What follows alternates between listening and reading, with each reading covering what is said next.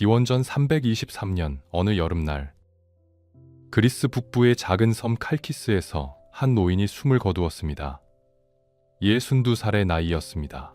그는 병들어 있었고 지쳐 있었으며 고향에서 멀리 떨어진 이 외딴 섬으로 피신해 온 지 얼마 되지 않았습니다. 작은 방 안에는 그가 평생 모은 책들과 필사본이 쌓여 있었습니다. 창문 밖으로는 에게해의 푸른 바다가 보였지만 그는 더 이상 그 아름다움을 즐길 여유가 없었습니다. 죽음이 가까웠기 때문입니다. 아테네 사람들은 그를 미워했습니다. 그가 마케도니아와 가까웠기 때문입니다. 마케도니아의 왕 알렉산드로스는 그리스 전체를 정복했고 페르시아까지 무너뜨렸으며 세계 제국을 건설했습니다. 흔히 알렉산더 대왕으로 불리는 이 정복자는 불과 1년 전 바빌론에서 갑자기 죽었습니다. 그 소식이 아테네에 도착하자 도시는 들끓었습니다. 사람들은 거리로 쏟아져 나왔고 마케도니아에 대한 분노가 폭발했습니다. 그들은 자유를 외쳤고 독립을 요구했으며 마케도니아와 관련된 모든 것을 증오했습니다. 그리고 그는 마케도니아와 너무나 깊이 연결되어 있었습니다. 그는 알렉산드로스의 스승이었습니다. 어린 왕자에게 철학과 과학을 가르친 사람이었습니다. 마케도니아 궁정에서 3년을 보냈고 왕실의 후원을 받았으며 알렉산드로스가 세계를 정복하는 동안 아테네에서 학교를 운영했습니다. 아테네 사람들은 그를 마케도니아의 앞잡이라고 불렀습니다. 배신자라고 했습니다. 그리스인이 아니라고 했습니다. 실제로 그는 그리스 북부 스타게이라 출신이었고 그곳은 마케도니아 영향권이었습니다. 결국 사람들은 그를 불경죄로 고발했습니다. 신을 모독했다는 죄목으로 그것은 사형에 처해질 수 있는 중죄였습니다. 70년 전 위대한 철학자 소크라테스가 바로 같은 죄목으로 사형당했습니다. 그는 도망치며 말했습니다. 아테네가 철학에 대해 두 번째 죄를 짓게 하고 싶지 않다. 소크라테스의 죽음을 떠올리며 한 말이었습니다. 그래서 그는 어머니의 고향인 이 작은 섬으로 왔습니다. 그리고 여기서 바다가 보이는 조용한 방에서 평생을 학문에 바친 노학자는 마지막 숨을 거두었습니다. 그의 이름은 아리스토텔레스였습니다. 오늘날 우리가 아는 거의 모든 학문의 기초를 세운 사람입니다. 논리학을 창시했고 생물학을 체계화했으며 윤리학과 정치학의 토대를 만들었습니다. 그는 물리학을 연구했고 시학을 썼으며 형이상학을 정립했습니다. 동물을 해부해서 관찰했고 별을 연구했으며 정치 제도를 분석했습니다. 그가 쓴 책은 150권이 넘었다고 전해집니다. 그중 일부만 오늘날까지 전해지지만 그것만으로도 놀라운 양입니다. 그는 인간이 알 수 있는 거의 모든 것에 대해 썼습니다. 그가 남긴 사상은 2000년 동안 서양 세계를 지배했습니다. 중세 유럽에서 사람들은 그를 그냥 철학자라고 불렀습니다. 다른 이름이 필요 없었습니다. 철학자는 오직 한 명, 아리스토텔레스였으니까요. 신학자 토마스 아퀴나스는 그의 철학을 기독교 신학과 결합했고 이슬람 학자들은 그의 저작을 아랍어로 번역해 보존했습니다. 하지만 그는 어떻게 이 모든 것을 이룬 걸까요? 그는 어떤 사람이었을까요? 무엇이 그를 역사상 가장 위대한 학자로 만들었을까요? 이야기는 그가 17살이었을 때로 거슬러 올라갑니다. 기원전 367년, 한 소년이 고향 스타게이라를 떠나 머나먼 아테네로 향하던 그날부터 시작됩니다. 그곳에는 당대 최고의 철학자 플라톤이 있었고 그의 학교 아카데메이아가 있었습니다. 그 소년은 아직 몰랐습니다. 자신이 앞으로 20년 동안 그 학교에서 배울 것이며 세계를 정복할 왕을 가르칠 것이고 결국 인류 역사에 영원히 남을 업적을 남기게 될 것이라는 것을 말입니다.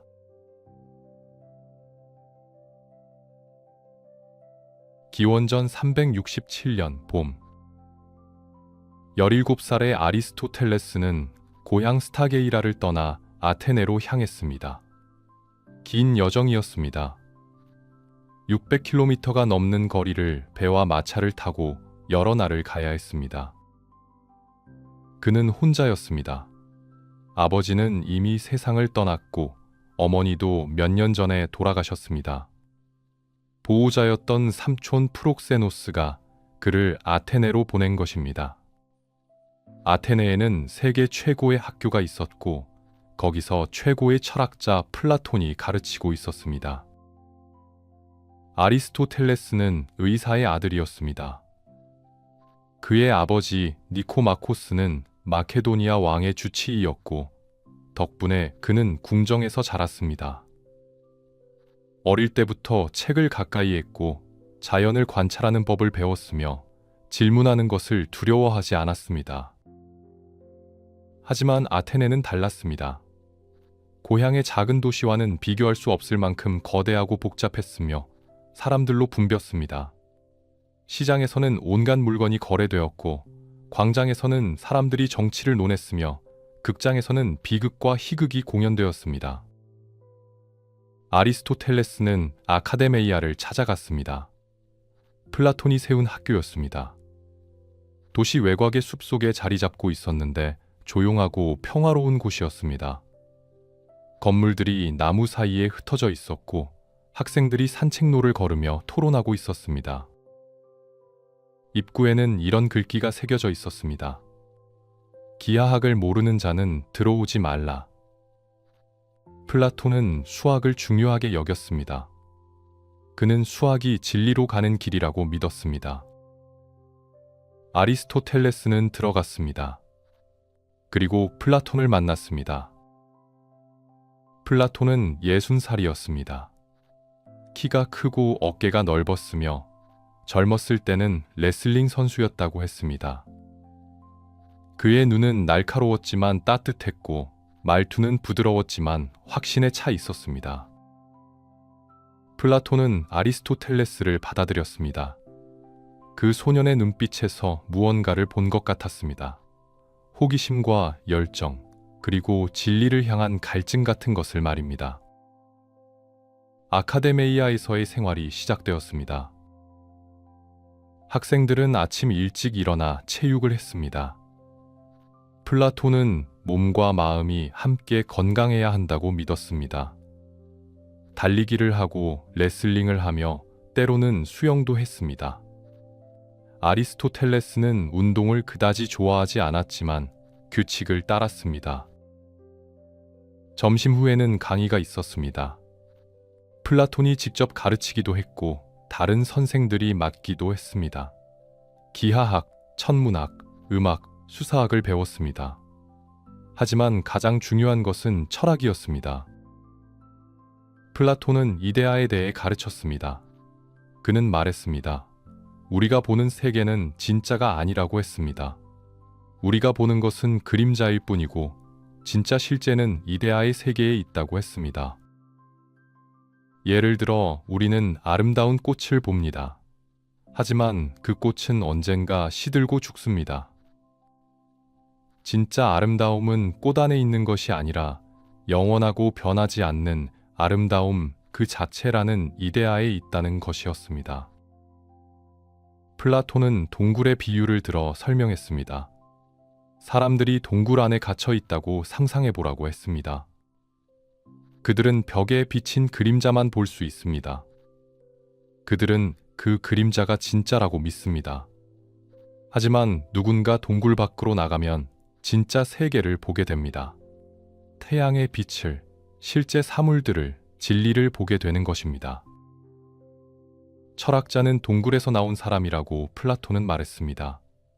그림자가 아닌 진리를 보는 사람, 이데아의 세계를 아는 사람이 바로 철학자라는 것입니다. 아리스토텔레스는 경청했습니다. 하지만 그는 질문하기 시작했습니다. 선생님, 만약 진짜 세계가 이데아의 세계라면 우리가 사는 이 세계는 무엇입니까? 이 세계는 전혀 중요하지 않은 것입니까? 선생님, 이데아와 현실 세계는 어떻게 연결되어 있습니까? 이데아가 어떻게 이 세계에 영향을 미칩니까? 선생님, 우리는 어떻게 이데아를 알 수 있습니까?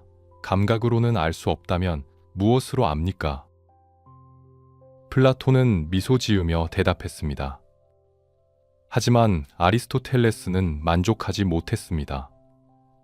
그는 계속 질문했고, 계속 생각했으며 계속 의심했습니다.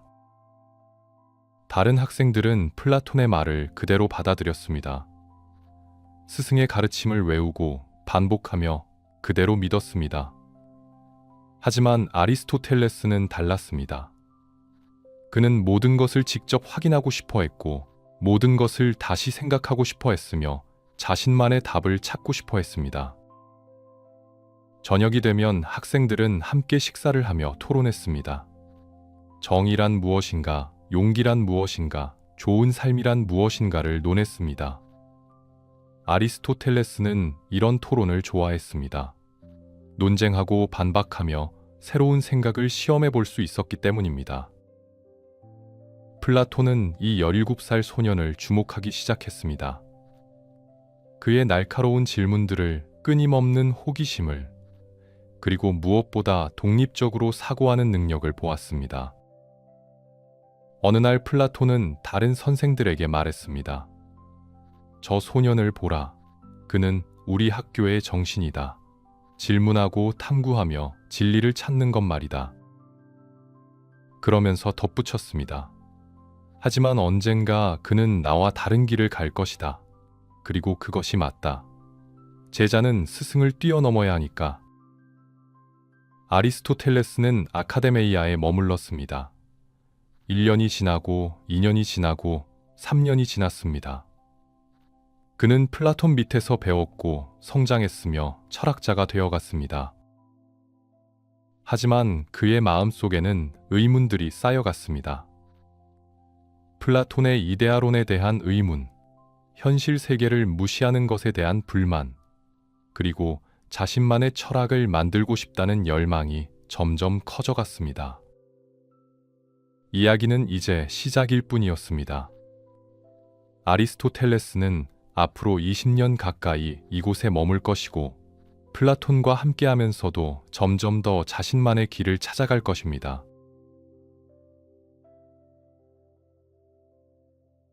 세월이 흘렀습니다. 아리스토텔레스는 아카데메이아에서 20년 가까이 머물렀습니다. 17살 소녀는 37살의 성숙한 학자가 되었습니다. 그 긴 세월 동안 그는 플라톤 밑에서 배웠고 가르쳤으며 연구했습니다. 처음 몇 년은 학생이었습니다. 플라톤의 강의를 듣고 책을 읽으며 다른 학생들과 토론했습니다. 그는 뛰어난 학생이었습니다. 논리적으로 생각했고 명확하게 말했으며 복잡한 문제를 단순하게 정리하는 능력이 있었습니다. 플라톤은 그를 아꼈습니다. 우리 학교의 정신이라고 불렀고 학교의 두뇌라고도 했습니다. 다른 학생들이 수업 시간에 졸 때도 아리스토텔레스는 깨어 있었고, 다른 학생들이 표면적인 질문을 할 때 그는 핵심을 파고들었습니다. 하지만 시간이 지나면서 두 사람 사이에는 미묘한 긴장이 생기기 시작했습니다. 아리스토텔레스는 플라톤의 이데아론을 받아들일 수 없었습니다. 플라톤은 현실 세계를 그림자라고 했지만 아리스토텔레스는 이 세계가 진짜라고 믿었습니다. 우리가 만지고 보고 느끼는 이 세계가 연구할 가치가 있는 진짜 세계라고 생각했습니다. 플라톤은 수학과 추상적 사고를 중요하게 여겼습니다. 하지만 아리스토텔레스는 관찰과 경험을 더 중요하게 여겼습니다. 그는 나가서 실제 사물들을 보고 만지며 연구하고 싶어 했습니다. 식물을 관찰하고 동물을 해부하며 자연의 작동 방식을 이해하고 싶어 했습니다. 어느 날 강의 후 두 사람은 산책을 했습니다. 플라톤이 말했습니다. 아리스토텔레스, 너는 왜 그렇게 현실 세계에 집착하느냐? 진짜 지식은 이데아를 아는 것이다. 변하지 않는 영원한 진리를 아는 것이지, 끊임없이 변하는 이 세계의 사물들을 아는 것이 아니다. 아리스토텔레스는 대답했습니다. 선생님, 하지만 우리가 사는 것은 이 세계입니다. 우리가 숨쉬고 먹고 사랑하는 것은 이 세계에서입니다. 이데아의 세계가 아무리 완벽하다 해도 우리가 그곳에 갈 수 없다면 무슨 의미가 있습니까? 플라톤은 한숨을 쉬었습니다. 너는 언제나 실용적이구나. 하지만 철학자는 하늘을 보아야 한다. 땅만 보는 사람은 진리를 볼 수 없다. 하지만 선생님, 아리스토텔레스가 말했습니다. 하늘만 보는 사람은 발밑의 구덩이에 빠집니다.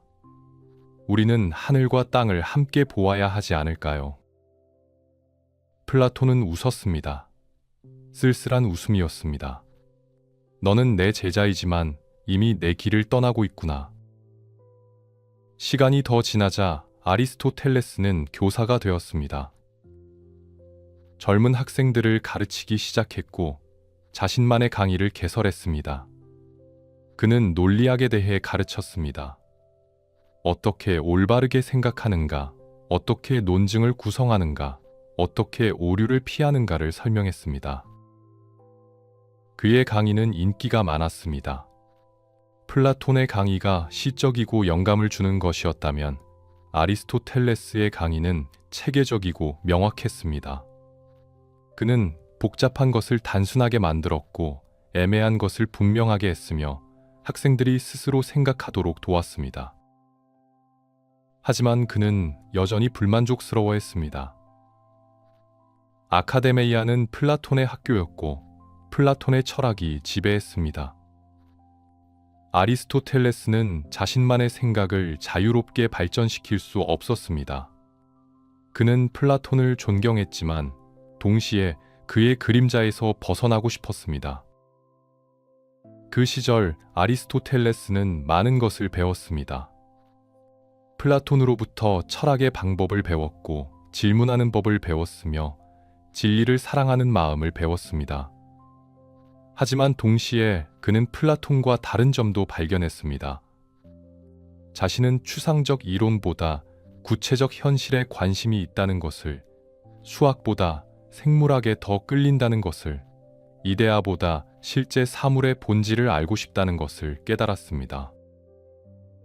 기원전 350년대 중반, 플라톤은 80살을 넘기고 있었습니다. 건강이 나빠졌고 더 이상 강의를 많이 하지 못했습니다. 학교의 운영은 점점 다른 선생들에게 넘어갔습니다. 아리스토텔레스는 35살이었습니다.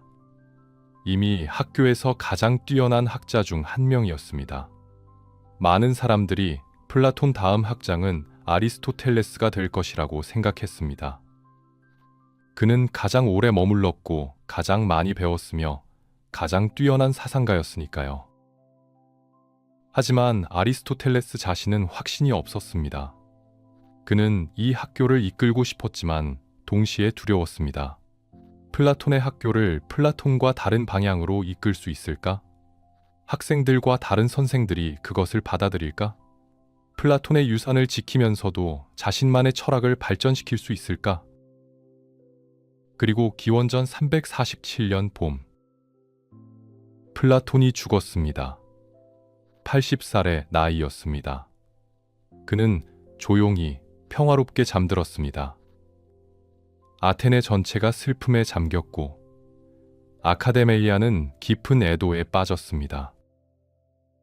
아리스토텔레스는 스승의 죽음 앞에서 울었습니다. 20년 동안 함께했던 사람이었습니다. 때로는 의견이 달랐고 때로는 논쟁했지만 그는 플라톤을 진심으로 사랑하고 존경했습니다. 장례식이 끝나고 학교는 새로운 학장을 선출해야 했습니다. 모두가 아리스토텔레스를 기대했습니다. 하지만 선택된 사람은 플라톤의 조카 스페우시포스였습니다. 왜 그랬을까요? 이유는 여러 가지였습니다. 스페우시포스는 플라톤의 혈족이었고 플라톤의 철학을 충실하게 따르는 사람이었습니다. 반면 아리스토텔레스는 마케도니아 출신이었고 이방인이었으며 플라톤의 철학에 이미 의문을 제기하고 있었습니다. 학교의 보수적인 구성원들은 변화를 원하지 않았습니다. 그들은 플라톤의 가르침을 그대로 보존하기를 원했습니다. 아리스토텔레스는 너무 독립적이었고 너무 다른 생각을 가지고 있었으며 너무 위험했습니다. 아리스토텔레스는 배신감을 느꼈습니다. 20년을 바쳤는데 결국 이방인 취급을 받았습니다.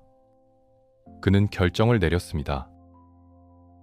그는 아테네를 떠나기로 했습니다. 어쩌면 이것이 운명이었을지도 모릅니다. 만약 그가 학장이 되었다면 그는 평생 플라톤의 그림자 속에 머물렀을 것입니다. 하지만 떠남으로써 그는 자유로워질 수 있었습니다. 자신만의 철학을, 자신만의 학교를, 자신만의 길을 찾을 수 있게 된 것입니다. 기원전 347년 여름, 37살의 아리스토텔레스는 아카데메이아를 떠났습니다. 그가 다시 아테네로 돌아오기까지는 12년이 걸릴 것입니다.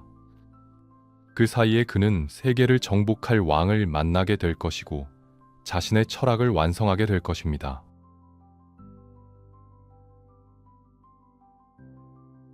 아테네를 떠난 아리스토텔레스는 어디로 갔을까요? 그는 먼저 소아시아로 향했습니다. 오늘날 터키의 서쪽 해안 지역입니다. 그곳에는 아타르네우스라는 작은 도시가 있었고 그 도시를 다스리는 헤르미아스라는 통치자가 있었습니다. 헤르미아스는 특별한 사람이었습니다. 원래는 노예였지만 자유를 얻었고 교육을 받았으며 결국 아타르네우스의 통치자가 되었습니다. 그는 철학을 사랑했고 플라톤의 제자였으며 자신의 궁정을 학자들의 집합소로 만들고 싶어 했습니다. 헤르미아스는 아리스토텔레스를 환영했습니다. 그에게 집을 제공했고 연구할 수 있는 환경을 만들어 주었으며 다른 학자들을 불러 모았습니다. 아리스토텔레스는 여기서 3년을 보냈습니다. 이곳에서 아리스토텔레스는 자유로웠습니다. 더 이상 플라톤의 그림자 속에 있지 않았고 자신이 원하는 것을 연구할 수 있었습니다. 그는 바다로 나가 해양 생물을 관찰했습니다. 물고기를 잡아서 해부했고 조개를 열어 내부 구조를 연구했으며 문어와 오징어의 놀라운 능력을 기록했습니다. 그는 발견했습니다. 돌고래가 물고기가 아니라 포유류라는 것을, 상어가 다른 물고기와 다른 방식으로 새끼를 낳는다는 것을, 생명체들이 단순한 것에서 복잡한 것으로 이어지는 사슬처럼 연결되어 있다는 것을 말입니다. 플라톤은 이데아를 추구했지만 아리스토텔레스는 실제하는 생명을 연구했습니다. 그에게 진리는 하늘에 있는 것이 아니라 바다에, 숲에, 살아 숨쉬는 모든 것 안에 있었습니다. 그리고 이곳에서 그는 사랑을 만났습니다. 헤르미아스에게는 조카 딸이 있었습니다. 이름은 피티아스였습니다. 그녀는 아름다웠고 교양이 있었으며 철학에 관심이 많았습니다. 당시로서는 드물게 교육받은 여성이었습니다. 아리스토텔레스와 피티아스는 대화를 나누기 시작했습니다. 철학에 대해, 자연에 대해, 인생에 대해 이야기했습니다. 37살의 철학자와 젊은 여성 사이에 사랑이 싹텄습니다. 그들은 결혼했습니다. 헤르미아스는 기뻐하며 축복했고 아리스토텔레스는 생애 처음으로 가정을 갖게 되었습니다. 어릴 때 부모를 잃었던 그에게 피티아스는 단순한 아내가 아니었습니다. 동반자였고 친구였으며 그의 연구를 이해하고 지지해주는 유일한 사람이었습니다. 하지만 행복은 오래가지 못했습니다. 페르시아 제국이 움직이기 시작했습니다. 당시 페르시아는 거대한 제국이었고 소아시아의 대부분을 지배하고 있었습니다. 헤르미아스의 작은 영토는 페르시아의 눈의 가시였습니다. 더구나 헤르미아스는 그리스와 가까웠고 페르시아에 대항할 준비를 하고 있다는 소문이 있었습니다. 페르시아 왕은 헤르미아스를 제거하기로 결정했습니다. 배신자를 보냈고 함정을 놓았으며 결국 헤르미아스를 사로잡았습니다. 고문을 가했지만 헤르미아스는 입을 열지 않았습니다. 끝까지 친구들을 배신하지 않았고 비밀을 지켰습니다. 그들은 헤르미아스를 십자가에 못 박아 죽였습니다. 기원전 341년의 일이었습니다. 아리스토텔레스는 충격에 빠졌습니다. 친구를 잃었고 은인을 잃었으며 안전한 피난처를 잃었습니다. 그는 아타르네우스를 떠나야 했습니다. 페르시아가 언제 자신을 잡으러 올지 몰랐기 때문입니다. 그는 피티아스와 함께 레스보스 섬으로 도망쳤습니다. 에게해의 아름다운 섬이었지만 그의 마음은 슬픔으로 가득했습니다. 그는 헤르미아스를 기리는 시를 썼습니다. 덕에 대한 찬가였고 친구에 대한 애도였으며 불의에 대한 분노였습니다. 레스보스 섬에서 아리스토텔레스는 다시 연구에 몰두했습니다. 슬픔을 잊기 위해서였을지도 모릅니다. 그는 섬의 석호에서 생물들을 관찰했고 새들의 이주를 연구했으며 식물들을 분류하기 시작했습니다. 이곳에서 그는 테오프라스토스를 만났습니다. 젊은 철학자였고 아리스토텔레스의 강의를 듣고 싶어 했습니다. 테오프라스토스는 식물학에 관심이 많았고 아리스토텔레스는 그를 제자로 받아들였습니다. 이 만남은 평생의 우정으로 이어졌고 나중에 테오프라스토스는 아리스토텔레스의 가장 중요한 제자가 될 것입니다. 레스보스에서 3년을 보내는 동안 아리스토텔레스는 많은 것을 썼습니다. 동물의 역사에 대한 책을, 동물의 부분들에 대한 책을, 생명의 발생에 대한 책을 작업했습니다. 그는 500종이 넘는 동물을 관찰하고 기록했으며 그중 50종 이상을 직접 해부했습니다. 그의 방법은 혁명적이었습니다. 플라톤과 다른 철학자들은 책상에 앉아 생각만 했지만 아리스토텔레스는 밖으로 나가 직접 관찰했습니다. 그는 어부들과 이야기했고 목동들에게 물었으며 자신의 손으로 생명체를 만지고 연구했습니다. 그는 발견했습니다. 생명에는 목적이 있다는 것을, 모든 기관은 기능을 위해 존재한다는 것을, 자연은 헛된 일을 하지 않는다는 것을 말입니다. 심장은 피를 펌프질하기 위해 있고 날개는 날기 위해 있으며 눈은 보기 위해 있습니다. 형태는 기능을 따릅니다. 이것은 플라톤의 이데아론과 완전히 달랐습니다. 플라톤은 완벽한 형상이 먼저 존재하고 현실은 그것을 모방하다고 했지만 아리스토텔레스는 형태와 기능이 함께 진화한다고 생각했습니다. 자연은 살아있고 변하며 목적을 향해 나아갑니다. 이 시기에 딸이 태어났습니다. 아리스토텔레스와 피티아스의 딸이었고 그들은 아이의 이름을 어머니를 따라 피티아스라고 지었습니다. 아리스토텔레스는 아버지가 되었고 그것은 그에게 새로운 기쁨을 주었습니다. 하지만 운명은 또다시 그를 움직이게 만들 것입니다. 기원전 343년, 아리스토텔레스는 40살이 되었습니다. 그리고 그때 북쪽에서 편지가 한 통 도착했습니다. 마케도니아의 왕 필리포스로부터 온 편지였습니다. 편지의 내용은 간단했습니다. 당신의 지혜가 필요합니다. 내 아들을 가르쳐 주십시오. 그 아들의 이름은 알렌산드로스였습니다.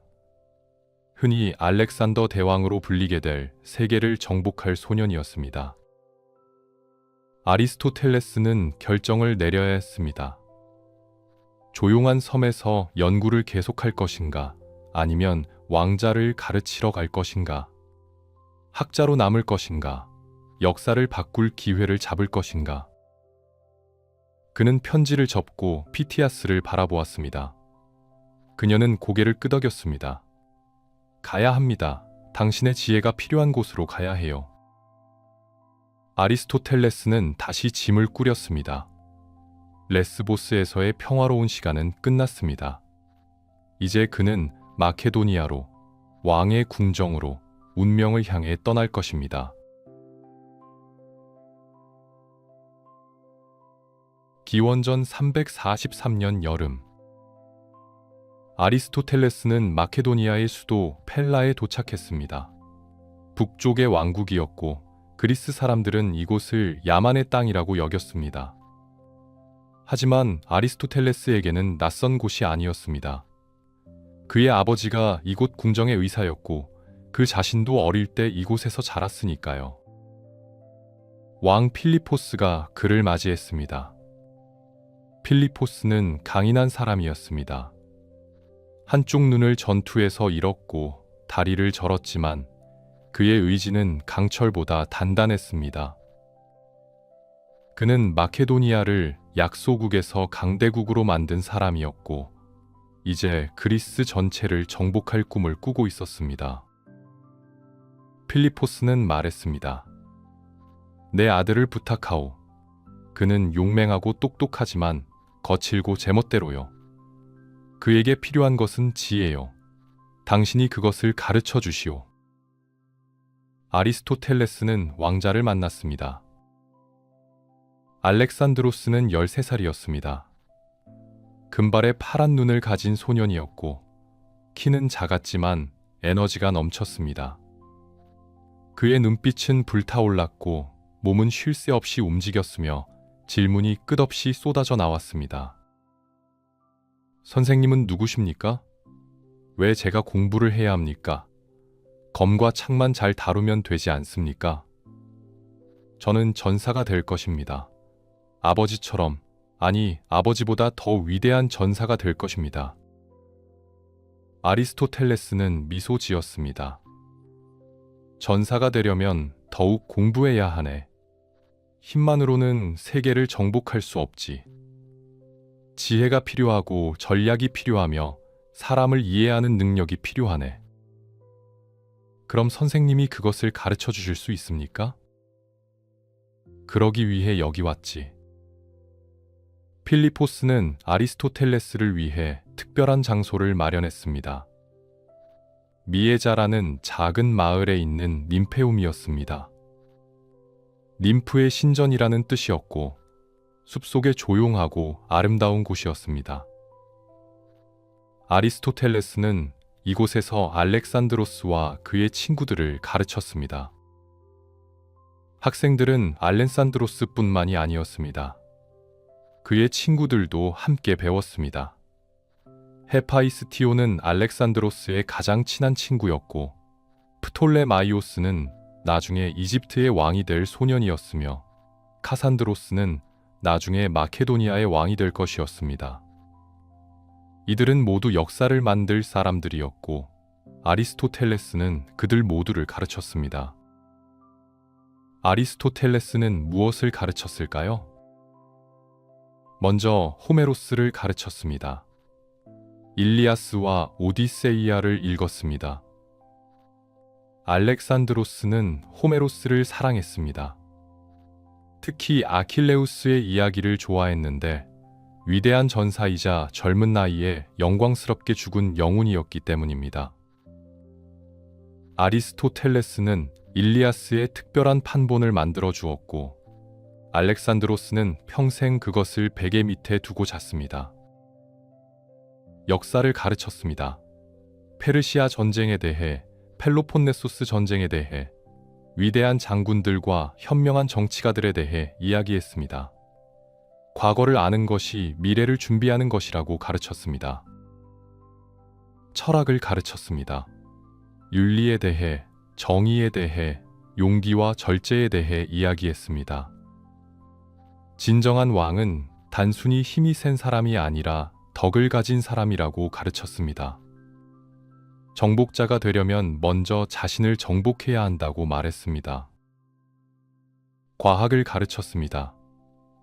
함께 식물을 관찰하고 동물을 연구하며 별을 바라보았습니다. 아리스토텔레스는 알렉산드로스에게 관찰하는 법을 가르쳤고 질문하는 법을 가르쳤으며 세상을 이해하는 법을 가르쳤습니다.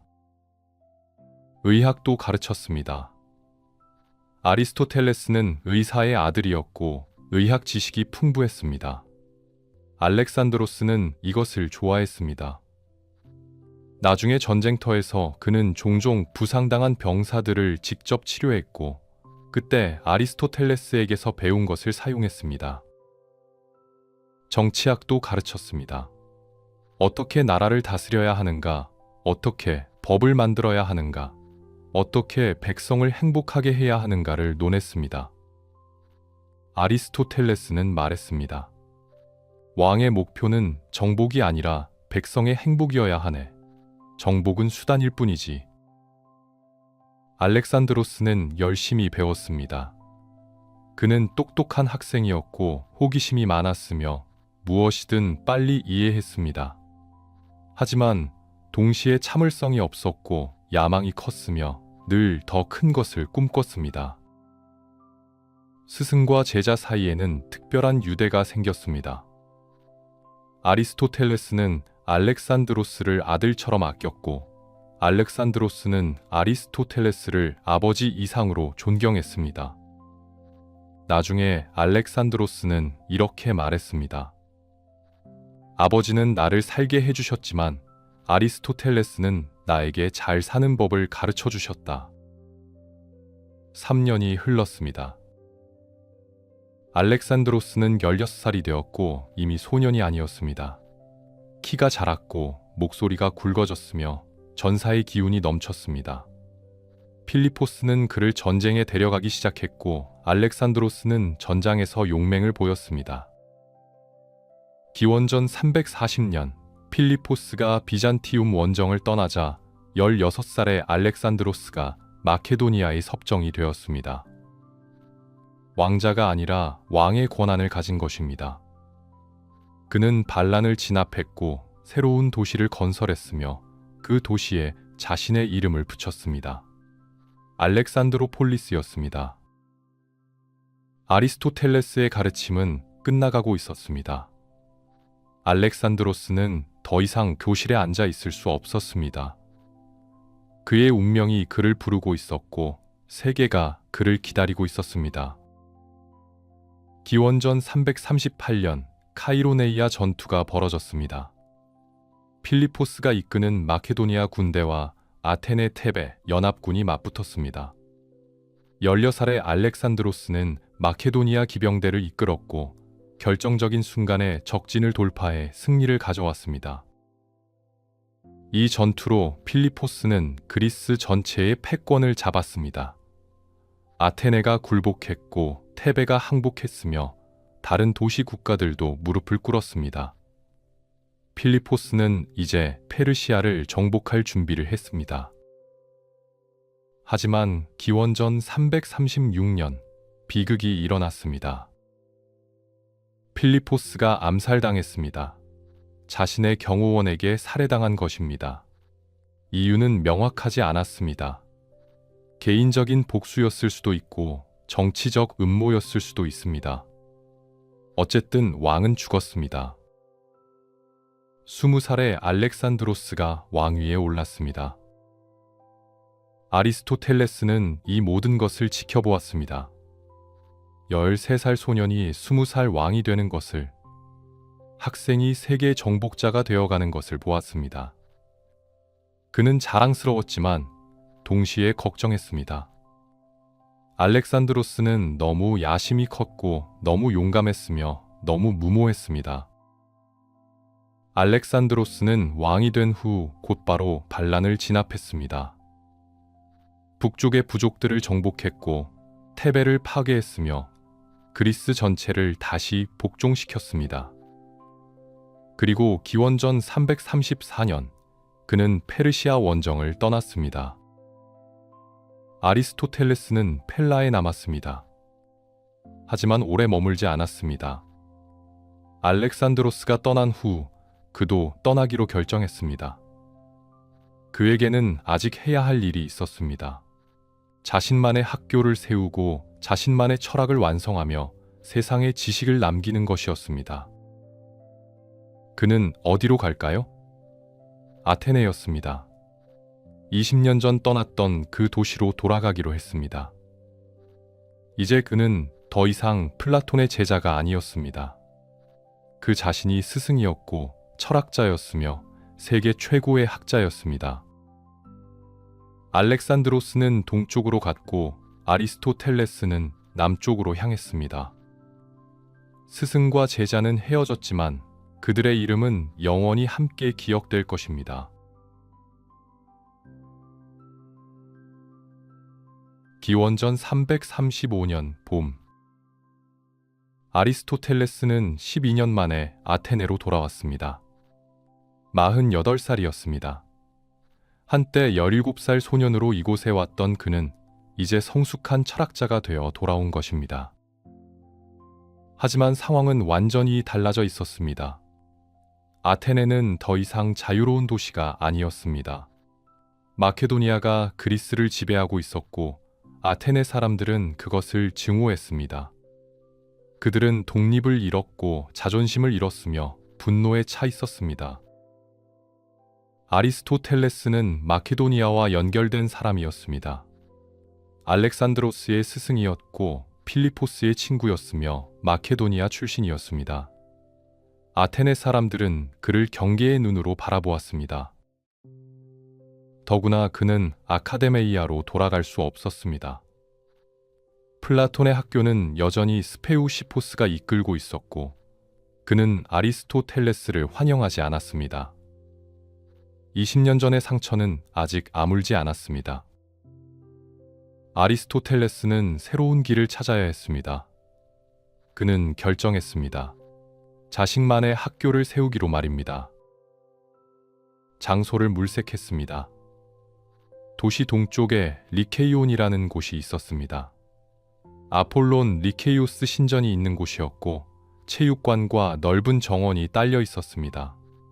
공공 땅이었지만 사용할 수 있었고 조용하고 평화로웠으며 학교로 쓰기에 완벽했습니다. 아리스토텔레스는 이곳에 학교를 열었습니다. 건물을 빌렸고 책을 모았으며 학생들을 모집했습니다. 그의 명성은 이미 널리 알려져 있었습니다. 알렉산드로스의 스승이었고 플라톤의 제자였으며 위대한 학자였으니까요. 학생들이 모여들기 시작했습니다. 테오프라스토스도 왔습니다. 레스보스 섬에서 함께 연구했던 그 제자였습니다. 이제 그는 아리스토텔레스의 가장 중요한 동료가 되었습니다. 함께 가르치고 함께 연구하며 함께 책을 썼습니다. 리케이온은 아카데메이아와 달랐습니다. 플라톤의 학교가 수학과 이데아를 중시했다면 아리스토텔레스의 학교는 관찰과 경험을 중시했습니다. 학생들은 책만 읽지 않았습니다. 밖으로 나가 식물을 채집했고 동물을 관찰했으며 하늘의 별을 기록했습니다. 아리스토텔레스는 독특한 교육 방식을 만들었습니다. 아침에는 심오한 철학을 가르쳤습니다. 형이상학, 논리학, 윤리학 같은 어려운 주제였고 진지한 학생들만 참여했습니다.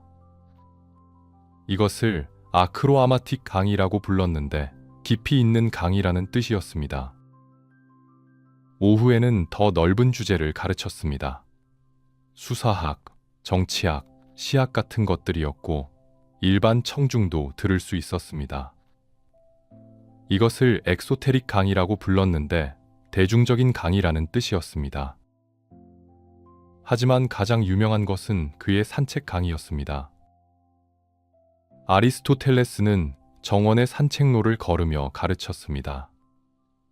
학생들이 그를 따라 걸으며 듣고 질문하고 토론했습니다. 이 산책로를 페리파토스라고 불렀고 그래서 아리스토텔레스의 학파를 페리파토스 학파라고 부르게 되었습니다. 걸으며 철학학하는 학파라는 뜻입니다. 왜 걸으며 가르쳤을까요? 아리스토텔레스는 생각했습니다. 몸을 움직이면 마음도 활발해진다고, 걸으면 생각이 더 자유롭게 흐른다고 믿었습니다. 그리고 자연 속에서 걷는 것은 자연을 이해하는 데 도움이 된다고 생각했습니다. 리케이온에는 도서관이 있었습니다. 아리스토텔레스는 평생 책을 모았습니다. 고대 철학자들의 저작을, 과학서들을, 역사서들을, 시집들을 수집했습니다. 이것은 당시로서는 놀라운 일이었습니다. 개인이 이렇게 많은 책을 모은 것은 거의 처음이었습니다. 나중에 알렉산드로스도 도왔습니다. 그는 정복한 땅에서 희귀한 책들을 보내주었고 이국적인 식물과 동물 표본도 보내주었습니다. 인도에서 온 식물, 페르시아에서 온 동물, 이집트에서 온 파피루스 두루마리들이 니케이온에 도착했습니다. 아리스토텔레스는 박물관도 만들었습니다. 오늘날의 박물관과는 조금 달랐지만 본질은 같았습니다. 동물 표본, 식물 표본, 광물 수집품, 지도, 도표들을 모아 연구하고 전시했습니다. 학생들은 실제 사물을 보고 만지며 배울 수 있었습니다. 리케이온은 단순한 학교가 아니었습니다. 연구기관이었습니다. 아리스토텔레스와 그의 동료들은 체계적으로 지식을 모으고 정리하며 기록했습니다.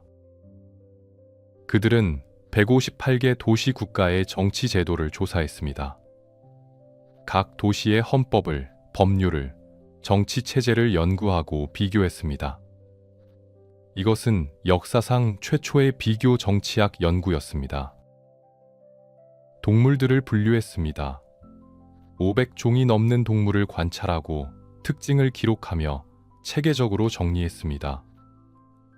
혈액이 있는 동물과 없는 동물로 나누고 다시 세부적으로 분류했습니다. 이것은 2000년 후까지 사용되는 분류 체계가 되었습니다. 식물들도 연구했습니다. 테오프라스토스가 주로 맡았는데 그는 500종이 넘는 식물을 분류했고 식물의 성장, 번식, 질병에 대한 책을 썼습니다. 그를 식물학의 아버지라고 부르는 이유입니다. 논리학을 정립했습니다. 아리스토텔레스는 올바른 추론의 규칙을 만들었습니다. 3단 논법이라는 것을 개발했는데 이것은 두 개의 전제로부터 결론을 도출하는 방법이었습니다. 모든 사람은 죽는다. 소크라테스는 사람이다. 따라서 소크라테스는 죽는다. 이런 식이었습니다. 이것은 혁명이었습니다. 처음으로 생각하는 방법 자체를 연구한 것입니다. 논리학은 모든 학문의 도구가 되었고 2000년 동안 서양 사상의 기초가 되었습니다. 윤리학도 썼습니다. 니코마코스 윤리학이라는 책이었는데 아버지의 이름을 따서 지었습니다. 이 책에서 그는 물었습니다. 좋은 삶이란 무엇인가? 행복이란 무엇인가?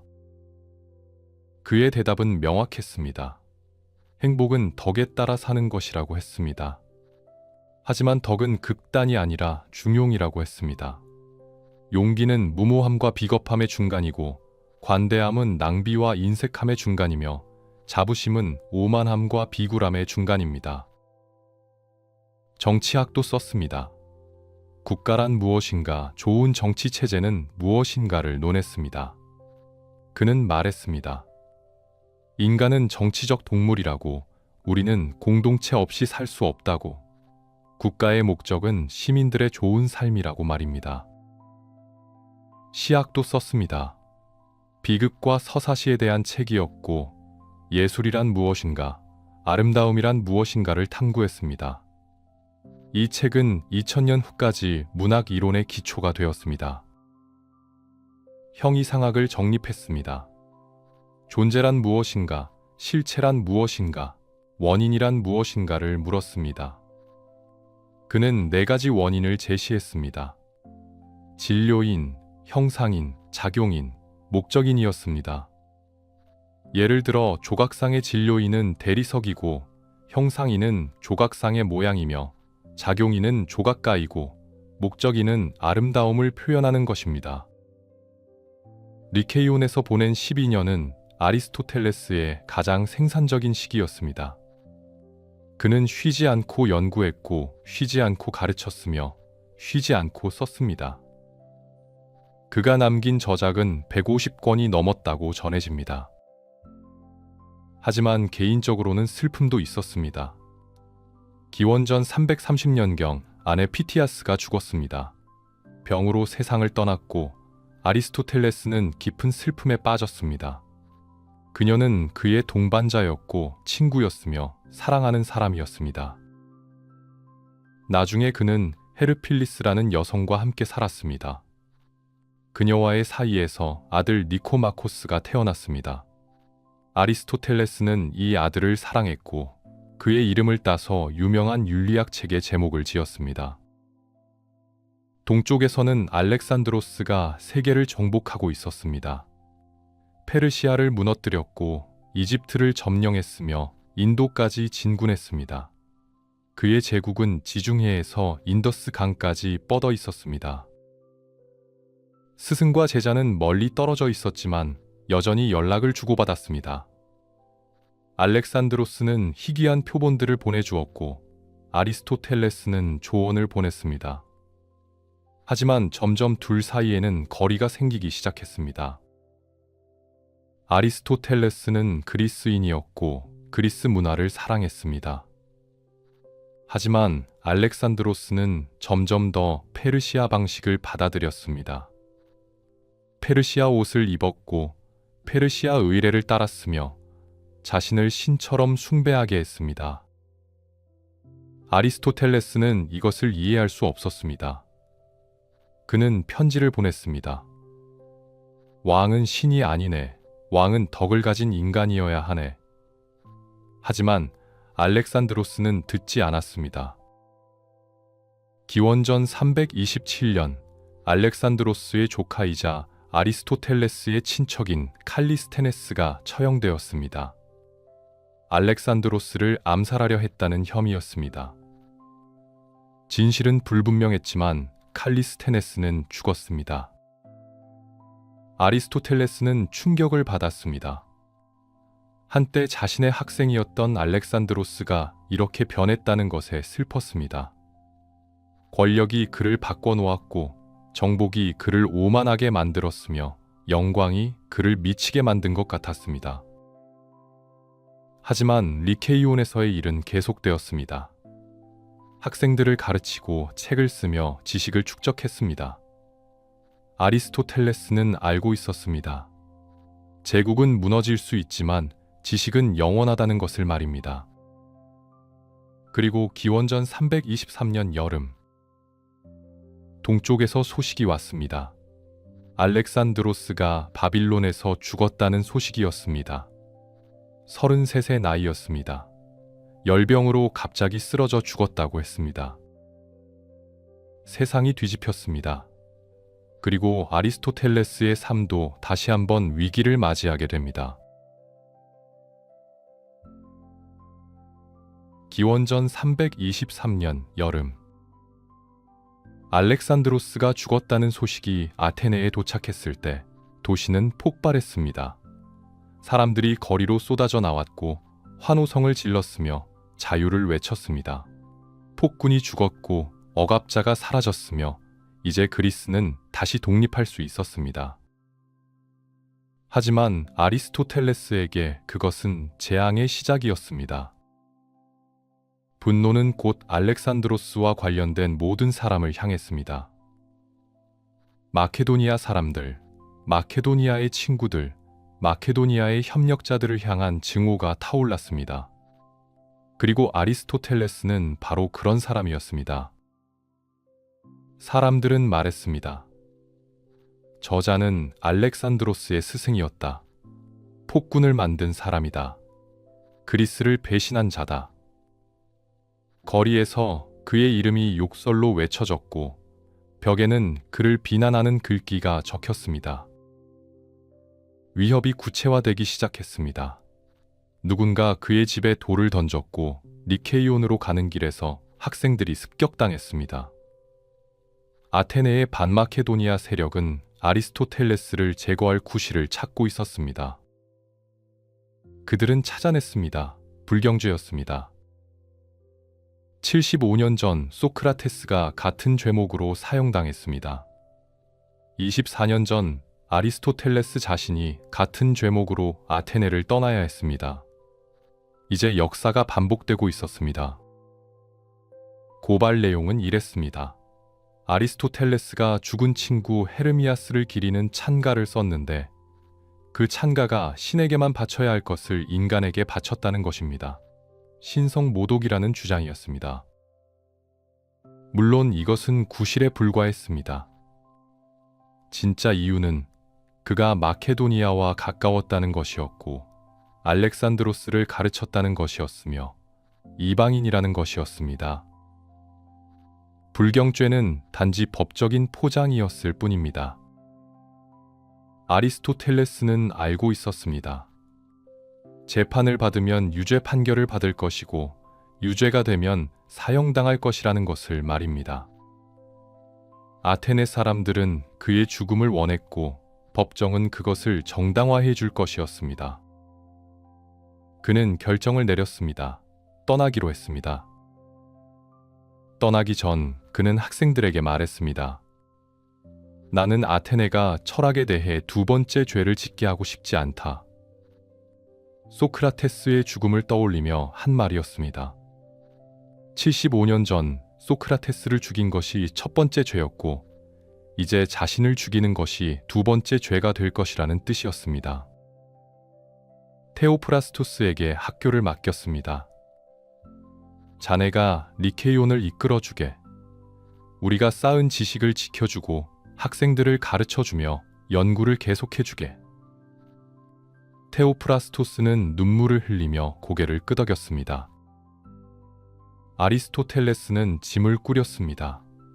책 몇 권과 옷까지 그리고 평생 모은 연구 노트들을 챙겼습니다. 48살에 이곳에 왔던 그는 이제 62살의 노인이 되어 떠나는 것입니다. 어디로 갈까요? 칼키스였습니다.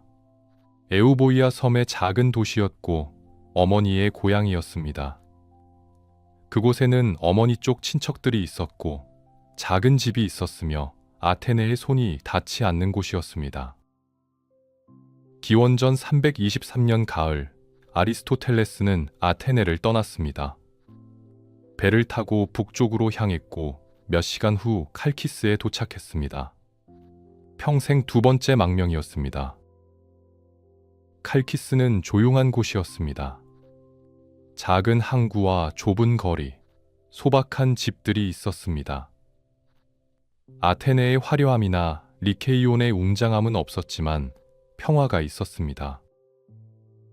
아리스토텔레스는 작은 집에 자리를 잡았습니다. 창문으로는 에우리포스 해협이 보였습니다. 조수가 하루에 4번씩 방향을 바꾸는 이상한 해협이었고 아리스토텔레스는 그것을 관찰하며 시간을 보냈습니다. 그는 외로웠습니다. 학생들도 없었고 동료들도 없었으며 도서관도 없었습니다. 평생을 학문에 바친 사람이 이제 책도 제대로 없는 작은 집에 갇혀 있었습니다. 건강도 나빠지기 시작했습니다. 위장병을 앓았고 걷기가 힘들어졌으며 숨쉬기도 어려워졌습니다. 62살은 당시로서는 상당한 고령이었고 평생의 과로가 몸에 쌓여 있었습니다. 하지만 그는 생각하기를 멈추지 않았습니다. 비록 더 이상 책을 쓸 수 없었지만 여전히 관찰하고 질문하며 이해하려 애썼습니다. 에우리포스 해협의 조수를 보며 자연의 신비를 생각했고 밤하늘의 별을 보며 우주의 질서를 생각했습니다. 어느 날 그는 말했다고 전해집니다. 에우리포스가 나를 붙잡을 수 없다면 내가 에우리포스를 붙잡겠다. 조수의 원리를 이해할 수 없다는 좌절을 표현한 말이었습니다. 평생을 모든 것을 이해하려 애썼던 사람이 마지막에는 작은 해협의 신비조차 풀지 못한다는 것을 인정해야 했습니다. 칼키스에서 보낸 시간은 길지 않았습니다. 몇 달이 지나지 않아 그의 건강은 급격히 악화되었습니다. 병이 깊어졌고 몸이 약해졌으며 죽음이 다가오고 있었습니다. 그는 유언장을 작성했습니다. 자세하고 꼼꼼한 유언장이었습니다. 딸 피티아스에게 무엇을 남길지, 아들 니코마코스에게 무엇을 물려줄지, 노예들을 어떻게 자유롭게 해줄지를 적었습니다. 테오프라스토스에게는 자신의 저작과 연구 노트를 맡겼습니다. 유언장에는 이런 내용도 있었습니다. 자신이 죽으면 아내 피티아스 옆에 묻어달라고, 그녀와 함께 쉬고 싶다고 했습니다. 15년 전에 세상을 떠난 사랑하는 아내를 그는 잊지 못하고 있었습니다. 노예들을 해방시키라고 명령했습니다. 어떤 노예도 팔아서는 안 된다. 모두 자유를 주고 원하면 일을 계속할 수 있게 하라. 평생 인간의 존엄성에 대해 가르쳤던 철학자답게 마지막까지 그 원칙을 지킨 것입니다. 기원전 323년 가을, 아리스토텔레스는 세상을 떠났습니다. 정확한 사인은 알려지지 않았습니다. 위장병이었을 수도 있고 단순히 노안이었을 수도 있습니다. 어떤 이들은 그가 독약을 마셨다고 주장했지만 증거는 없습니다. 아마도 그는 그냥 지쳤던 것 같습니다. 62년의 삶이 45년의 연구가 끊임없는 사고와 글쓰기가 그를 소진시킨 것입니다. 그는 조용히 눈을 감았습니다. 작은 방에서, 바다가 보이는 창가에서 혼자서 말입니다. 한때 세계에서 가장 위대한 철학자였던 사람이, 알렉산드로스의 스승이었던 사람이, 모든 학문의 아버지였던 사람이 이렇게 외롭게 죽었습니다. 아테네에서는 그의 죽음을 애도하지 않았습니다. 오히려 일부 사람들은 기뻐했습니다. 마케도니아의 앞잡이가 사라졌다고, 배신자가 죽었다고 말했습니다. 하지만 니케이온에서는 애도했습니다. 테오프라스토스와 학생들이 모여 스승을 기렸습니다. 그들은 알고 있었습니다. 한 시대가 끝났다는 것을, 거인이 사라졌다는 것을, 다시는 그런 사람이 나오지 않을 것이라는 것을 말입니다. 아리스토텔레스의 시신은 고향 스타게이라로 옮겨졌습니다. 그곳 사람들은 그를 영웅으로 맞이했습니다. 도시의 아들이 돌아온 것입니다. 그들은 그를 위해 기념비를 세웠고 매년 제사를 지냈으며 그의 이름을 영원히 기억하겠다고 맹세했습니다. 리케이온은 계속되었습니다. 테오프라스토스가 학교를 이끌었고 학생들이 모여들었으며 연구가 계속되었습니다. 아리스토텔레스의 저작들이 보존되었고 그의 사상이 전해졌으며 그의 영향력이 퍼져나갔습니다. 하지만 그 저작들이 어떤 운명을 겪게 될지, 그것들이 어떻게 사라졌다가 다시 발견될지, 그리고 결국 어떻게 서양 문명을 지배하게 될지는 아직 아무도 몰랐습니다. 아리스토텔레스의 육체는 죽었지만 그의 정신은 이제 막 여행을 시작한 것입니다.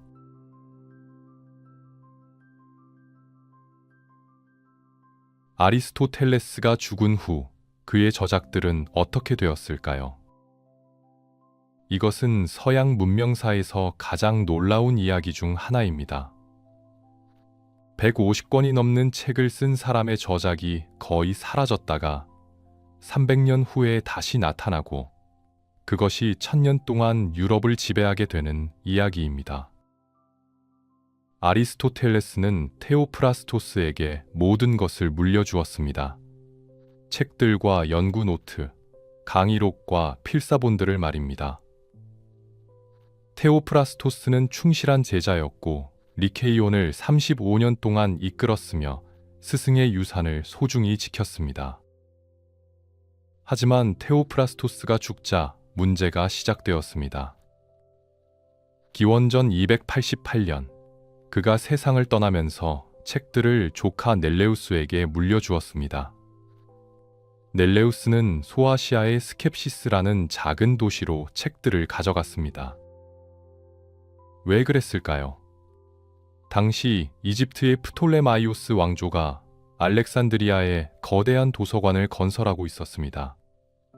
그들은 그리스의 모든 책을 수집하려 했고, 때로는 강제로 책을 빼앗기도 했습니다. 넬레우스는 아리스토텔레스의 소중한 저작들을 빼앗기고 싶지 않았던 것입니다. 그래서 그는 책들을 숨겼습니다. 스켑시스의 집 지하실에 깊이 묻었습니다. 축축하고 어두운 곳이었지만 안전했습니다. 아무도 찾을 수 없었으니까요. 하지만 그것은 재앙이었습니다. 넬레우스가 죽자 그의 후손들은 책의 가치를 몰랐습니다.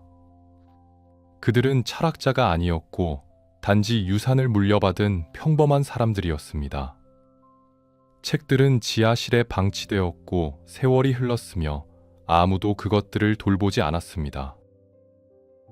200년이 지났습니다. 그 사이 세상은 변했습니다.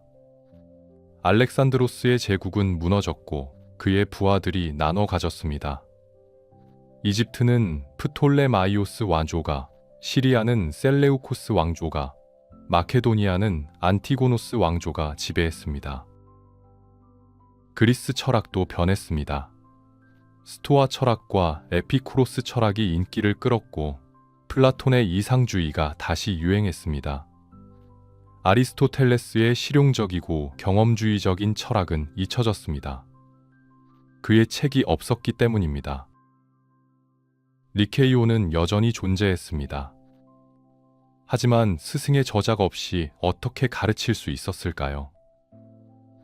그들은 기억에 의존했고 학생들의 노트에 의존했으며 단편적인 인용문에 의존했습니다. 아리스토텔레스의 진정한 사상은 점점 희미해져 갔습니다. 그리고 기원전 100년경 놀라운 일이 일어났습니다. 아펠리콘이라는 부유한 책 수집가가 스켑시스를 방문했습니다. 그는 고대 책들을 사랑했고 희귀한 필사본을 모았으며 아리스토텔레스의 저작을 찾고 있었습니다. 누군가 그에게 말했습니다. 스켑시스에 넬레우스의 후손들이 살고 있고 그들이 뭔가를 가지고 있다고 말입니다. 아펠리콘은 그 집을 찾아갔습니다. 협상했고 돈을 지불했으며 마침내 지하실로 안내받았습니다. 그곳에서 그는 발견했습니다. 200년 동안 방치된 아리스토텔레스의 저작들을 말입니다. 책들은 끔찍한 상태였습니다. 파피루스 두루마리는 썩어 있었고 글자는 희미해졌으며 많은 부분이 손상되었습니다. 쥐가 갉아먹었고 습기가 망가뜨렸으며 시간이 파괴했습니다. 하지만 여전히 읽을 수 있었습니다. 아직 늦지 않았습니다. 아펠리콘은 모든 것을 사들였습니다. 아테네로 가져왔고 복원하려 애썼으며 필사본을 만들려 했습니다. 하지만 그는 철학자가 아니었습니다. 손상된 부분을 잘못 해석했고 빠진 부분을 추측으로 채웠으며 때로는 자신의 생각을 덧붙였습니다. 기원전 86년 로마의 장군 술라가 아테네를 점령했습니다. 그는 아펠리콘의 도서관을 약탈했고 모든 책을 로마로 가져갔습니다. 아리스토텔레스의 저작들도 함께 갔습니다. 로마에서 진짜 작업이 시작되었습니다. 안드로니코스라는 학자가 저작들을 정리하기 시작했습니다. 기원전 60년경의 일이었습니다.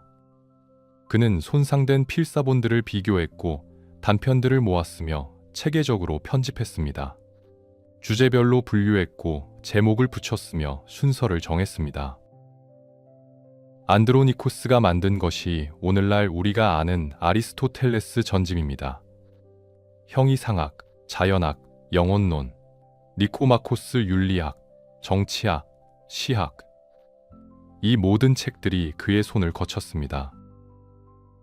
하지만 이것들은 아리스토텔레스가 출판을 위해 쓴 책들이 아니었습니다. 이것들은 강의 노트였습니다. 학생들을 가르칠 때 사용한 메모였고 연구를 위한 초고였으며 생각을 정리한 기록이었습니다. 그래서 때로는 문장이 거칠고 때로는 논리가 뛰어넘으며 때로는 설명이 부족합니다. 아리스토텔레스가 일반 대중을 위해 쓴 책들은 어떻게 되었을까요? 대화편들, 아름다운 문체로 쓴 철학서들, 키케로가 칭찬했던 그 황금 같은 글들은 말입니다. 그것들은 모두 사라졌습니다. 영원히 잃어버린 것입니다. 우리에게 남은 것은 오직 강의 노트뿐입니다. 하지만 그 강의 노트들만으로도 충분했습니다. 로마 제국 시대에 아리스토텔레스는 다시 읽히기 시작했습니다. 학자들이 그의 논리학을 연구했고 철학자들이 그의 형이상학을 논했으며 정치가들이 그의 정치학을 인용했습니다. 그리고 300년대 기독교가 로마의 국교가 되자 상황이 복잡해졌습니다. 아리스토텔레스는 이교도 철학자였습니다. 그의 책들은 기독교 교리와 맞지 않는 부분이 많았습니다. 영혼은 불멸하지 않다고 했고 세계는 영원하다고 했으며 신은 인간에게 관심이 없다고 했습니다. 일부 기독교 사상가들은 그의 책을 금지하려 했습니다. 하지만 다른 이들은 그의 논리학과 과학이 너무 유용하다는 것을 알았습니다. 그래서 타협이 이루어졌습니다. 논리학과 자연학은 가르치되 형이상학과 신학적 부분은 조심스럽게 다루기로 한 것입니다.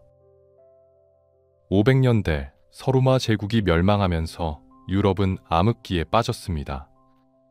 학교가 사라졌고 도서관이 파괴되었으며 그리스어를 아는 사람이 거의 없어졌습니다. 아리스토텔레스의 책들은 대부분 사라졌습니다. 하지만 동쪽에서는 살아남았습니다. 비잔티움 제국에서 그리스어는 여전히 사용되었고 아리스토텔레스의 책들은 보존되었습니다. 학자들이 필사본을 만들었고 주석을 달았으며 연구를 계속했습니다. 더 놀라운 것은 이슬람 세계였습니다. 800년대부터 아랍 학자들이 아리스토텔레스를 번역하기 시작했습니다. 그리스어에서 시리아어로, 시리아어에서 아랍어로 번역했습니다. 그들은 아리스토텔레스를 사랑했습니다. 그의 논리학, 그의 과학, 그의 철학 모두를 말입니다. 알킨디, 알파라비, 이븐 시나, 이븐 루시드. 위대한 이슬람 철학자들이 아리스토텔레스를 연구했고 주석을 달았으며 발전시켰습니다. 이븐 루시드는 너무 많은 주석을 써서 주석자라고 불렸습니다. 그리고 1200년대 십자군 전쟁과 무역을 통해 이 아랍어 번역본들이 유럽으로 돌아왔습니다. 스페인의 톨레도에서 번역 학교가 생겼고 학자들이 아랍어를 라틴어로 번역했습니다. 유럽은 아리스토텔레스를 재발견했습니다. 600년 동안 잃어버렸던 지식이 돌아온 것입니다. 대학들이 그의 책으로 가르치기 시작했고 학자들이 연구했으며 토론했습니다. 하지만 여전히 문제가 있었습니다. 아리스토텔레스의 일부 사상은 기독교와 충돌했습니다. 1210년과 1231년 파리 대학은 그의 자연학과 형이상학을 금지했습니다. 그러나 금지는 오래가지 못했습니다. 지식에 대한 갈망이 너무 컸기 때문입니다. 그리고 1250년대 한 사람이 해결책을 찾았습니다. 토마스 아퀴나스였습니다. 이탈리아의 수도사이자 천재 신학자였던 그는 대담한 시도를 했습니다. 아리스토텔레스를 기독교와 조화시키려 한 것입니다. 그는 말했습니다. 이성과 신앙은 모두 신에게서 왔으므로 서로 모순될 수 없다고. 아리스토텔레스의 철학은 신학의 기초가 돼 있다고 말입니다. 그는 방대한 저작 신학대전을 썼습니다. 이 책에서 그는 아리스토텔레스의 철학을 기독교 신학과 결합했습니다. 형이상학을 사용해 신의 존재를 증명하려 했고 윤리학을 사용해 기독교 도덕을 설명하려 했으며 정치학을 사용해 교회와 국가의 관계를 논했습니다. 처음에는 저항이 있었습니다. 1277년 일부 주교들이 토마스 아퀴나스의 가르침을 비난했습니다. 너무 아리스토텔레스적이라는 것이었습니다. 하지만 결국 토마스 아퀴나스가 승리했습니다. 1323년 그는 성인으로 시성되었고 그의 신학은 가톨릭 교회의 공식 철학이 되었습니다. 그리고 아리스토텔레스는 함께 올라갔습니다. 중세 후기 사람들은 아리스토텔레스를 그냥 철학자라고 불렀습니다. 다른 이름이 필요 없었습니다. 단테는 신곡에서 그를 아는 자들의 스승이라고 불렀습니다. 대학에서는 모든 학생이 아리스토텔레스를 배워야 했고 학자가 되려면 그의 책을 숙지해야 했습니다. 아리스토텔레스는 1400년 동안 죽어 있었습니다. 그의 책들은 지하실에 묻혀 있었고 그의 이름은 잊혀졌으며 그의 사상은 사라졌습니다. 하지만 그는 부활했습니다. 그리고 부활한 후 그는 1000년 동안 서양 세계를 지배했습니다. 모든 대학이, 모든 철학자가, 모든 과학자가 그의 그림자 아래에서 일했습니다. 칼키스의 작은 방에서 외롭게 죽은 노인이 이제 역사상 가장 영향력 있는 사상가가 된 것입니다. 하지만 이야기는 여기서 끝나지 않습니다. 1500년대 르네상스가 시작되면서 새로운 변화가 일어났습니다. 사람들은 다시 원전을 읽기 시작했습니다. 라틴어 번역이 아니라 그리스어 원본을 말입니다. 비잔티움 제국이 무너지면서 그리스 학자들이 서유럽으로 피난했고 그들은 귀중한 필사본들을 가져왔습니다. 학자들은 발견했습니다.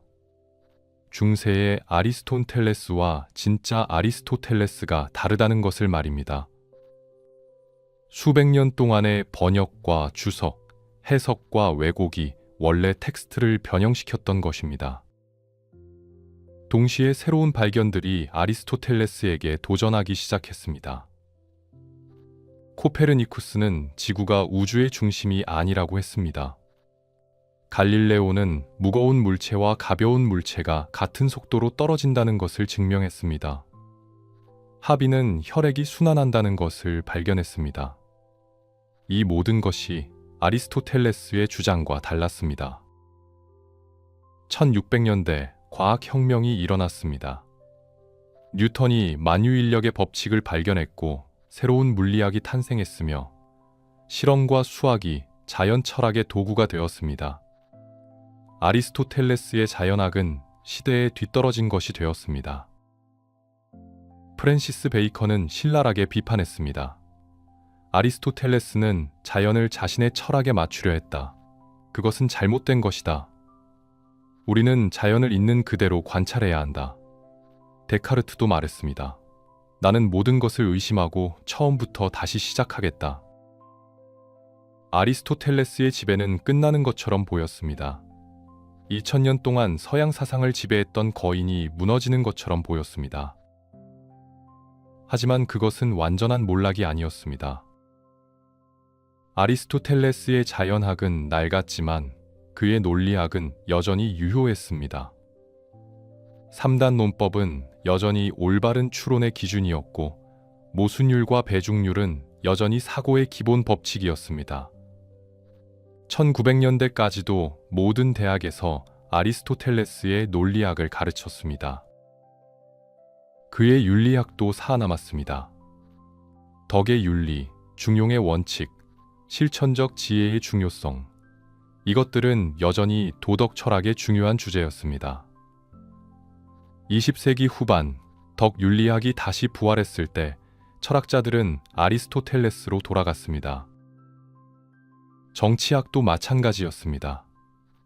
인간은 정치적 동물이다라는 그의 통찰은 여전히 정치 사상의 기초였습니다. 헌법에 대한 그의 연구, 정치 체제에 대한 그의 분류는 현대 정치학에서도 참고되었습니다. 생물학에서는 더욱 놀라운 일이 일어났습니다. 1800년대 찰스 다윈이 종의 기원을 썼을 때 그는 아리스토텔레스의 관찰을 인용했습니다. 2300년 전의 관찰이 여전히 정확했던 것입니다. 다윈은 아리스토텔레스를 위대한 관찰자라고 불렀습니다. 20세기 생물학자들이 아리스토텔레스를 다시 읽었을 때 놀라운 것을 발견했습니다. 그가 돌고래를 포유류로 분류한 것, 상어의 독특한 번식 방법을 기록한 것, 생명체의 발생 과정을 관찰한 것, 이 모든 것이 현대 과학으로 확인되었습니다. 철학에서는 아리스토텔레스가 계속 중요한 대화 상대였습니다. 칸트는 그를 비판하면서도 범주론을 발전시켰고, 헤겔은 그의 변증법을 재해석했으며 하이데거는 그의 존재론을 연구했습니다. 20세기 중반 분석 철학이 등장했을 때 철학자들은 다시 아리스토텔레스의 논리학과 형이상학으로 돌아갔습니다. 그의 실체 개념, 속성 이론, 인과론은 현대 형이상학의 중요한 주제가 되었습니다. 오늘날 아리스토텔레스는 어떤 위치에 있을까요? 그는 더 이상 절대적 권위가 아닙니다. 우리는 그의 모든 주장을 받아들이지 않습니다. 그의 물리학은 틀렸고, 그의 천문학은 시대에 뒤떨어졌으며, 그의 생물학도 부분적으로만 옳습니다. 하지만 그는 여전히 중요합니다. 왜일까요? 첫째, 그는 우리에게 방법을 가르쳐 주었습니다. 관찰하는 법, 분류하는 법, 체계적으로 생각하는 법을 말입니다.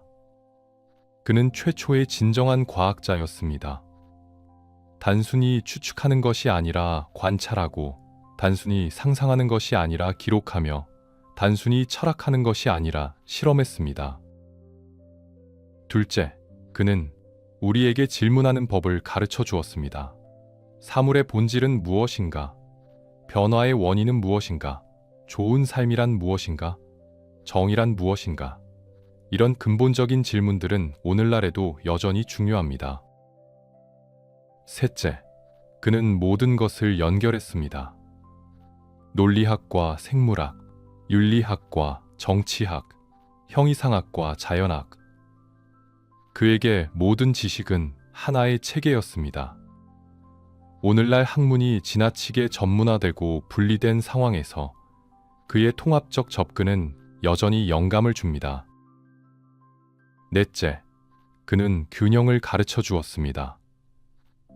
이데아만 추구하지도 않고 물질만 추구하지도 않았습니다.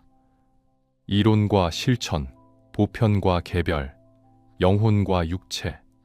그는 항상 중용을 추구했습니다. 물론 그에게도 한계가 있었습니다. 그는 노예제를 당연하게 여겼고 여성을 남성보다 열등하다고 생각했으며 야만인이라는 개념을 받아들였습니다. 이것들은 그의 시대의 편견이었고 우리는 그것을 비판해야 합니다. 하지만 그의 위대함은 그런 한계에도 불구하고 빛납니다.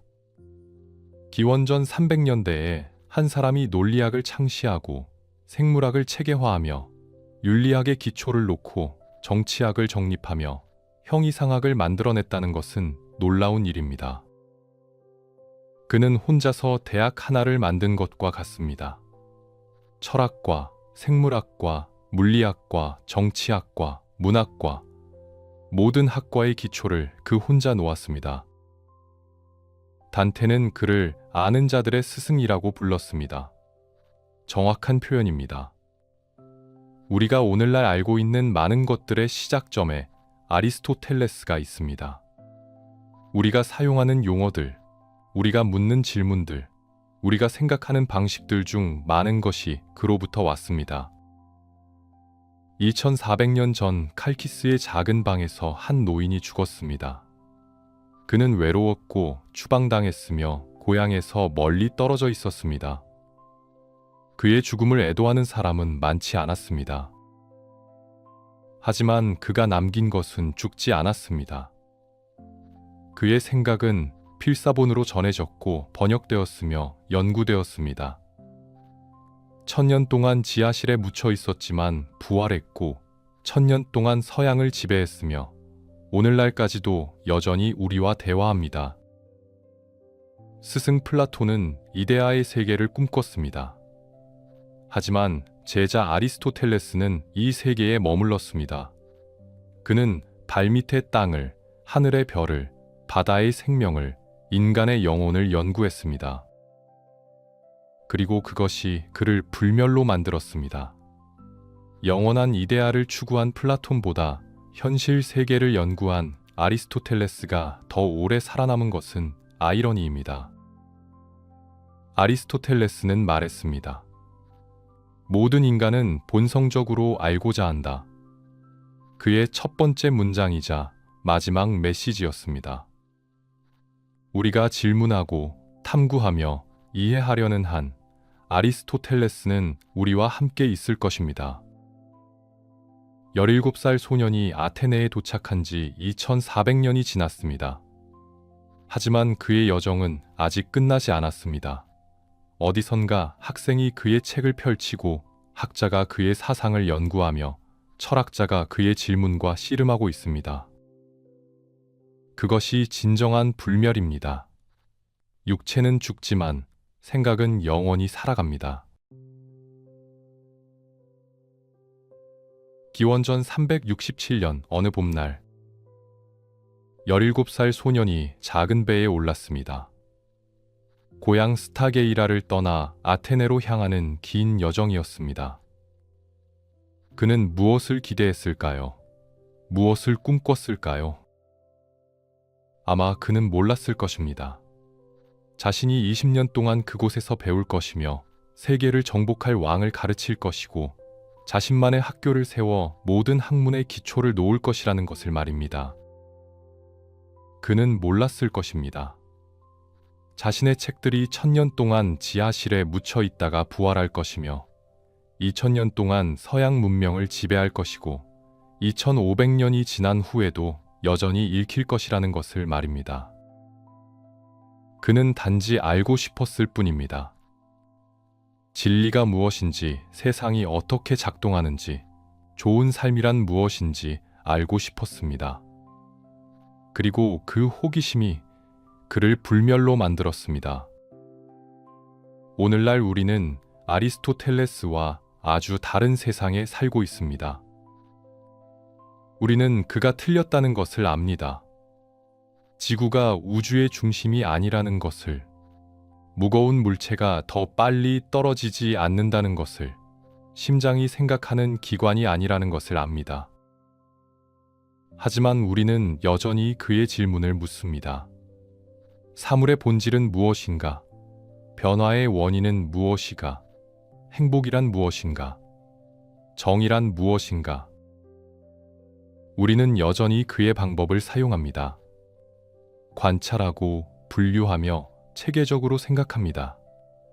가설을 세우고 증거를 모으며 결론을 도출합니다. 우리는 여전히 그의 용어를 사용합니다.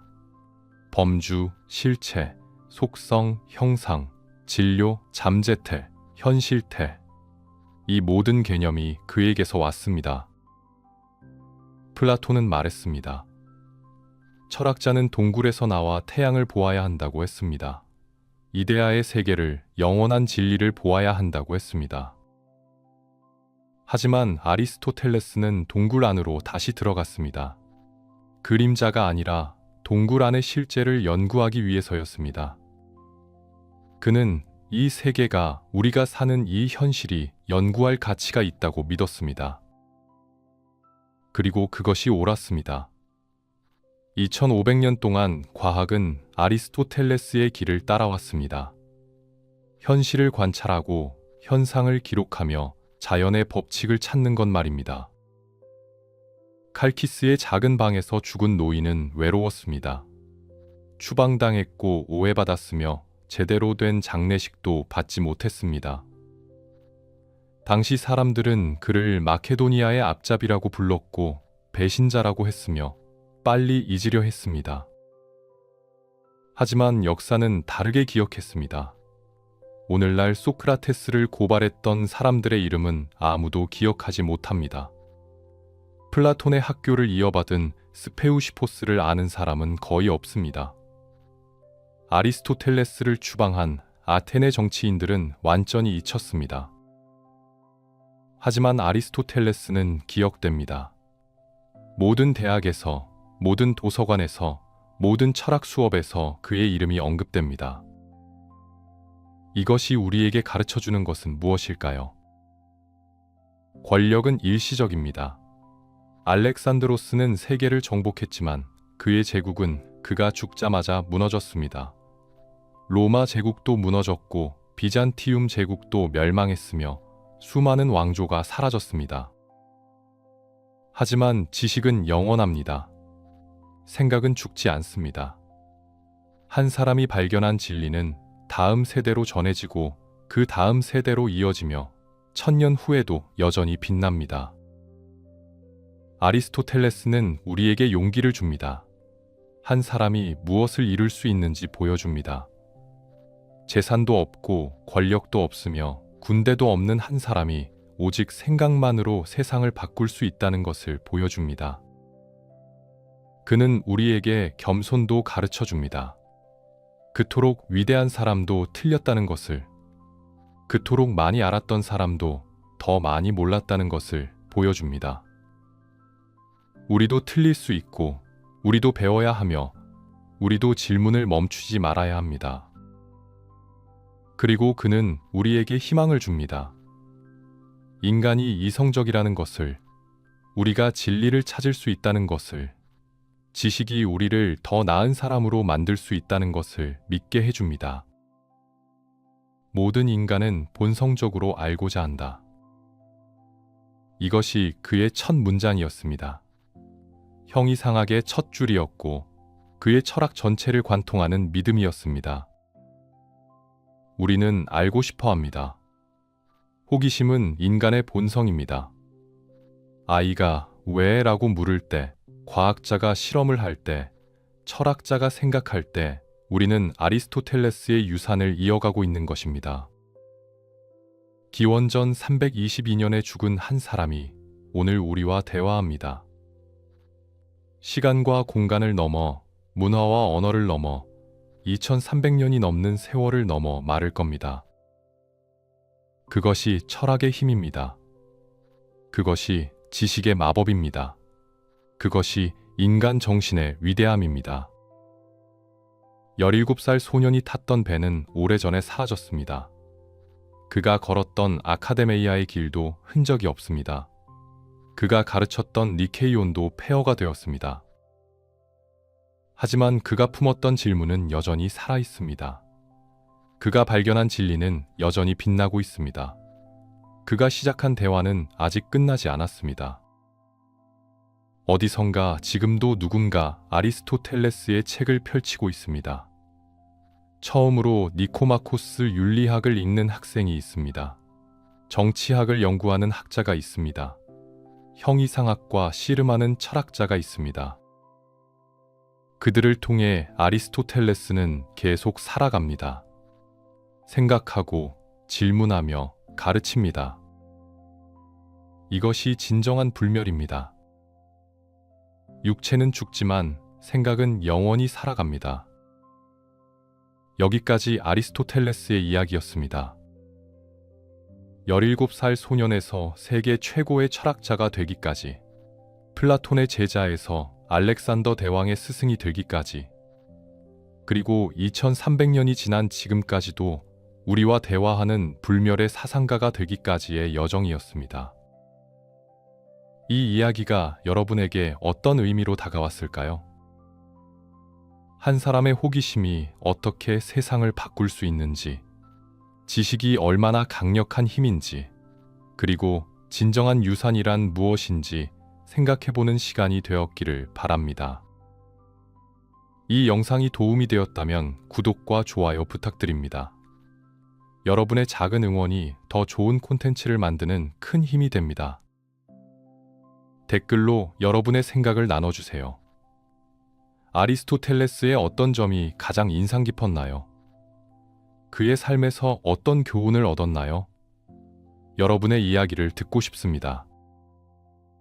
다음에는 또 어떤 이야기를 들려드릴까요? 듣고 싶은 주제가 있다면 댓글로 알려주세요. 그럼 다음 이야기에서 또 만나요.